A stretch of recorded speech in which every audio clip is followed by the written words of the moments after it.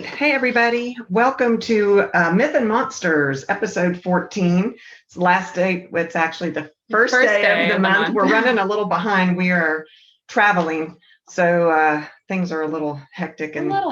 This is not our normal background. We have a lovely door behind us. But yeah, this year is... it's already something. I don't think that it's any better than 2020 was. So yeah. But we are going to talk about the Nain Rouge, if I pronounce that correctly. I think so. Yeah, I believe so. And the Rougarou. All right. You ready? You go first. All right. So the Nain Rouge appears as a small childlike creature with red or black fur boots, which I like. They have a sense of style, first of all. It's also said to have blazing red eyes and rotten teeth. So they need to work on their hygiene, but they've got their fashion figured out. The creature is also said to have attacked the first white settler of Detroit in 1701. So this dates back to the 1700s. Okay. And his name was Antoine de la Mothe Cadillac. I'm sure I said it wrong. I'm sure there's some kind of accent inflection that needs to be there, but I do not know it. Okay. But soon after this creature attacked him, he lost his fortune. Oh. Right. So the creature is also said to have appeared on July 30th, 1763, before the Battle of the Bloody Run, where 58 British soldiers were killed by Native Americans from Chief Pontiac's tribe. The small tributary of the Detroit River, which still flows through what is now known as Elmwood Cemetery, turned red with blood for days after the battle. Oh, wow. So it's said that this Nain Rouge was seen dancing on the banks of the Detroit River as it had turned red. Oh, that gives me chills. Ooh. Right? Okay. So famous multiple sightings have occurred in the days before the 1805 fire, which destroyed most of Detroit. So basically this Nain Rouge creature is showing up before all of these horrible disasters or horrible events. And that's when he gets seen the most. Oh my gosh. Okay. Yeah. General William Hull reported a quote unquote dwarf attack in the fog just before his surrender of Detroit in the War of 1812. Okay. And that's as I was doing this research, that's a name for it that I saw a lot, was the red dwarf. And because it's like this short, childlike red creature, so they would call it the red dwarf. Okay. And so that's a name that I saw for it a lot. Creepy. Okay. A woman claimed to have been attacked in 1884 and described the creature as resembling a baboon with a horned head, brilliant, restless eyes, and a devilish leer on its face. And then another attack was reported in 1964 of the same kind of description. Crazy. Yeah. So I'm saying I don't want to be attacked by a little red childlike creature, no matter how cool their boots are. I think I'll just not want that. Other sightings include the day before the 12th Street riot in 1967. So relatively recent, this is over centuries of time. And before a huge snow and ice storm of March 1976. Oh, wow. Real recent. Yeah. You were alive during that one. Yeah. So before that ice storm, 2 utility workers are said to have seen what they thought was a child climbing a utility pole, which then jumped from the top of the pole and ran away as they tried to walk up and be like, hey, what are you doing? Oh my Lord. Yeah. More recently, in the autumn of 1996, I was alive for this one. According to an article in the Michigan Believer, the Nain Rouge was spotted by 2 admittedly drunk nightclub patrons who claimed to both have heard a strange cawing sound similar to a crow coming from a small, hunched-over man who was fleeing the scene of a car burglary. The creature was described as wearing what looked like a really nasty torn fur coat. Interesting. Yeah. So that's I could see that being I don't know, maybe a homeless person was there or something like that, you know? Yeah. Detroit Beer Company is a brew pub in downtown Detroit and has its signature brew, a Detroit Dwarf Lager, named in honor of the Nain Rouge. So it has permeated the culture there. Yeah. Yeah.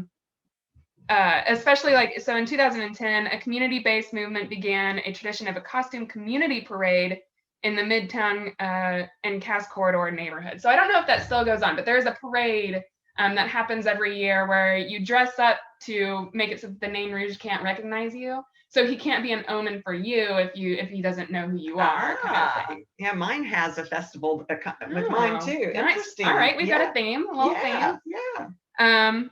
At the conclusion of the parade, an effigy of the imp was destroyed, thus banishing the evil spirit from the city for another year. So each year this parade happens. Wow. Yeah, so pretty cool. The 2011 event featured a parade followed by the banishment and a party in Cass Park, drawing hundreds of guests. So it was a pretty popular parade thing, and it happens every year. So it's pretty cool. And so, have they had anything horrible happen in Detroit since then? Not that they know of. So maybe the banishment's working. That's true. However, there are people who are sympathetic towards the Nain Rouge. They're like, he was here before a lot of us. Like, chill out. He's not a bad guy. Maybe he's warning us of things to come, as opposed to, inciting those things to come. Not the cause of it, but trying to warn us. Right. So that's the Nain Rouge. I didn't know that it existed before. Before this research. So it's how cool. neat is that? Yeah. Well, mine is the Rougarou, which is type of werewolf, and you've already done werewolves, so I wasn't sure if this was going to be anything. Well, I did like general werewolves, and this has got a Cajun twist to it. So all right. So what is it? It is similar to the werewolf. It is a legendary creature from the Laurentian French communities. Probably butchered that, so sorry. Yeah. It is spelled as ROUX-GA-ROUX. Oh, cool. Or RUGARROO. Okay. Or RUGARU. Okay. Which the spelling that I've seen most common is ROUGAROU, the Rougarou. Gotcha. Okay. And you see that all over the place. It comes from the word Loup-garou, which is actually, that P is supposed to be silent because it's French. So it's the Loup-garou, but it's spelled Loup-garou, L-O-U-P. And that is a French word, and loup means wolf, and garou connotates to werewolf. It means like change. And so that loup-garou means a man who changes into an animal. That's cool. I had actually heard that term before, loup-garou, from that movie, Blood and Chocolate. Yeah, that made me think of that too, which was set in France, right? I'm pretty sure.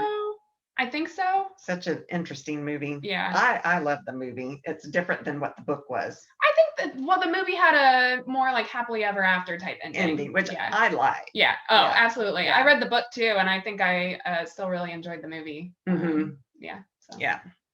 So it came to the U.S., the French influences came to New Orleans, the Louisiana area. There were French immigrants that came there and settled there. So this legend came with them. And so in the US, this is a legend from the Cajun Louisiana. And the history is, so before it came to the United States in the 16th century, in French history, the Rougarou was often blamed for any mishaps. So it was apparently a thing back then. Anything that went wrong. It was just the Rougarou. The shutters fell off your house. It was the Rougarou. Gotcha. Kids go missing. It's the Rougarou. Okay, got it.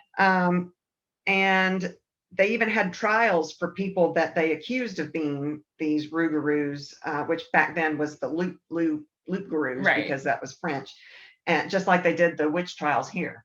Oh, okay. So you had people saying, it was them, because they didn't want someone to blame themselves. So a lot of that happened over there. What does it look like? It is a human body, and has a human body and the head of a wolf or a dog.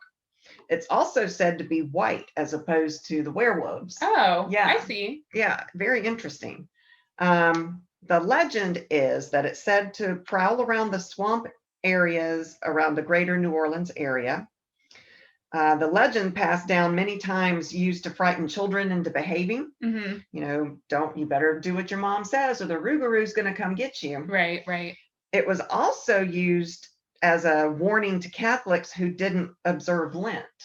Oh. Which there is a very heavy Catholic influence in Louisiana as well. Right. And so, in fact, one of the legends says that if you don't observe Lent for 7 years, you become a Rougarou.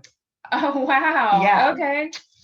And I feel like that's an easy way to become a werewolf, but all right. I know, right? No biting or in that one. Right. Another telling of the story says that the Rougarou is under a 101-day curse. And I came across this 101-day thing many, many times. Oh, so it's like a big part of this. Yeah, interesting.